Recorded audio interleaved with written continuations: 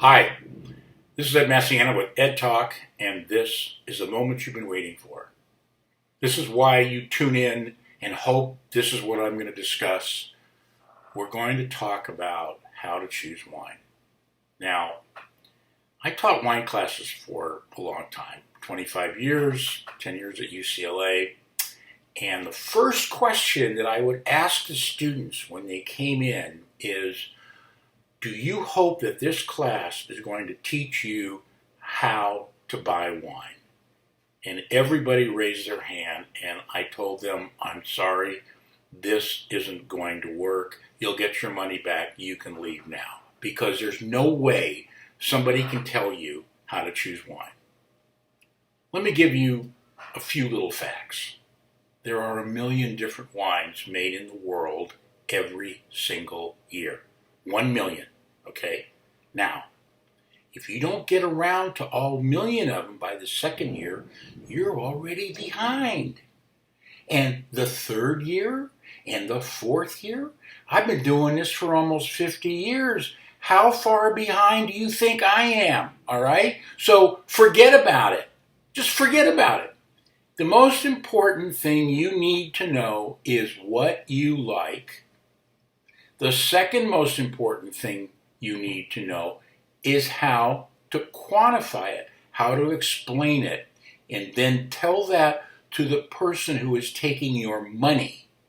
I don't care if you're in a restaurant, I don't care if you're in a retail store, but when you walk into a place that says they are a wine specialist, a retail store or a restaurant with a really good wine list, then you use the same credit card in a restaurant to pay for the food, and you can ask all the questions about the food. But a lot of people are too intimidated to ask questions about the wine.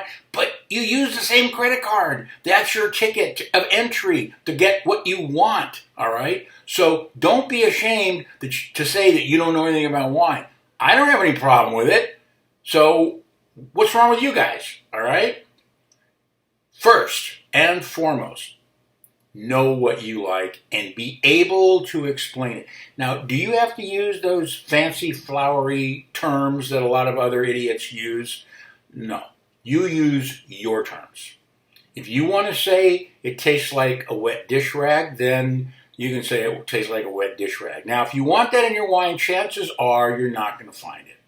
But if you want a fruit component and you can name the fruit like apricot or dried cherry or cranberry or pomegranate or white peach, then you're in business. And after that, then who's ever taking your money is going to find you a wine you're going to like, unless they don't have it.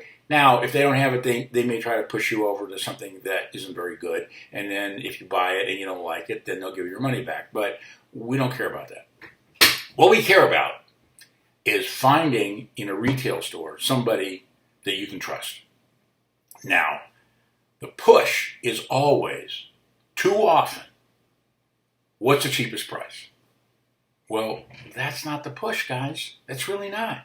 Because when you go to a store that doesn't have any help, and you just pick something because you like the label, or you like the price, or you like the girl who's in front of you and you're not paying attention, or the guy who's in front of you, you're not paying attention to the damn wine anyway, you're paying attention to them, and you buy something you don't like, even if it's $5 or $8 or $6 or whatever, you just blew that money, all right?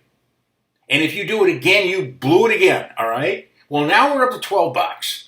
So why don't you just go out and spend $18 the first time and get something you like? Okay? Now, if you haven't seen my other videos, and watch them in terms of how much it costs to make wine, because you know something, when you get a really good bottle of wine for a very cheap price, and I'm talking anything under $12 or $13 or $14, I guarantee it, somebody's losing money. Somebody is losing money. You cannot make wine for that kind of money that tastes really good for that kind of money. You just can't, all right? The economics doesn't work. So let's just forget about all that stuff and find somebody that you can trust, that knows your palate, that knows what you like, and can give it to you. Now, whether it's more money than you want to spend, You're better off than buying 2 or 3 bottles you don't like than 1 bottle you do, right? I mean, do the math on that, kids. It's not that hard. So that's my first point. Find somebody that can sell you what you want, even if it's more money than you want to pay. And that goes for a restaurant as well.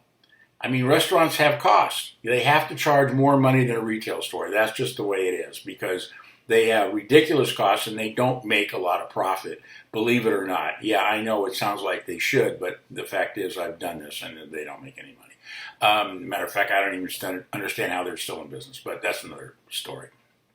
Anyway, if you get anything out of this, just find somebody that you can trust that gives you good recommendations and don't worry about the price.